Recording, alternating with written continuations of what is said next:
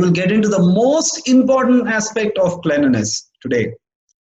All right, so let's take a look at what internal cleanliness is. So the computer can be divided into hardware and software. Okay, there is a hardware, these are the physical parts of the computer, and then there is a software, the programs, the applications, all of those things that we use in the computer, right? Now, the computer, you may be surprised, can be compared to the human being. So the hardware of a computer can be compared to the body of a human being. And the software of a computer can be compared to the mind of a human being. Okay? If the hardware of a computer becomes unclean, we can clean it with cleansing liquid. We have colon, this, that, some spirits are there. You can use it to clean the hardware. Okay, so it is water, soap, all right. So clean water we can use to cleanse our body. Now, to clean up the software in a computer, we use antivirus program. Now, can you tell me what do we use to clean up the mind of a human being? What can we use? Many times we get bad thoughts, we get a lot of cobwebs, right, in our head, in our mind. So what can we use to cleanse our minds? Can you tell me? Let's first understand what is the mind. Okay, then we will come to how we can deal with the mind and clean up the mind. Okay, now this is all according to science, modern science. This is according to modern science, and this is also according to the Vedic science, right? Both in modern science and Vedic science, mind is understood to be the place where all our thoughts are generated. All our thoughts, we keep thinking, right? The thoughts are generated in our mind. Okay. Now, psychologists are people who study the mind. They say that an average person, a common man, he runs about 60,000 thoughts daily. Now, 95% of these thoughts were the same as the thoughts that you had the day before. Okay.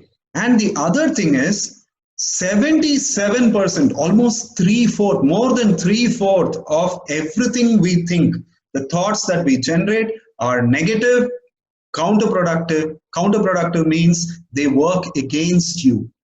Okay, these negative thoughts, 77% of them are like viruses in the body. Okay, they are like weeds in a beautiful garden. You know, unnecessary plants grow. A gardener is there, or you are there. You have tilled the soil. You wanted to make a garden, so you've prepared the soil. You've been putting, say, manure for a long time to replenish the soil. And then after that, you take seeds of beautiful flowering plants. May say dahlia, I don't know what all seeds you can plant. Say maybe you've planted rose twigs, beautiful flower plants. You've planted them and you're watering them. You're putting manure for them. And then you see some plants, like you see here, these are called weeds.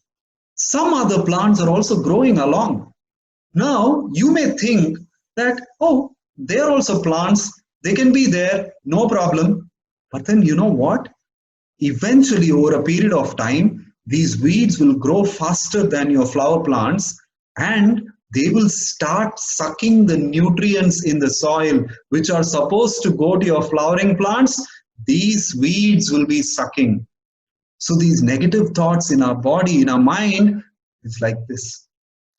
The mind is also, it's not just about thoughts that are there inside the mind already. The mind is also constantly receiving fresh inputs from the external world around you, right? Now, it is said that there is an information explosion today. We are bombarded with information, so much information that it is calculated, it is 60 lakh bits per moment.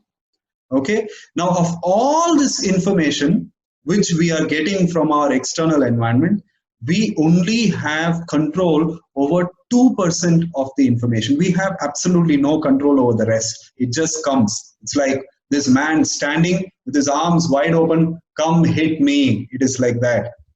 Very important thing is there is a principle called GIGO, GIGO.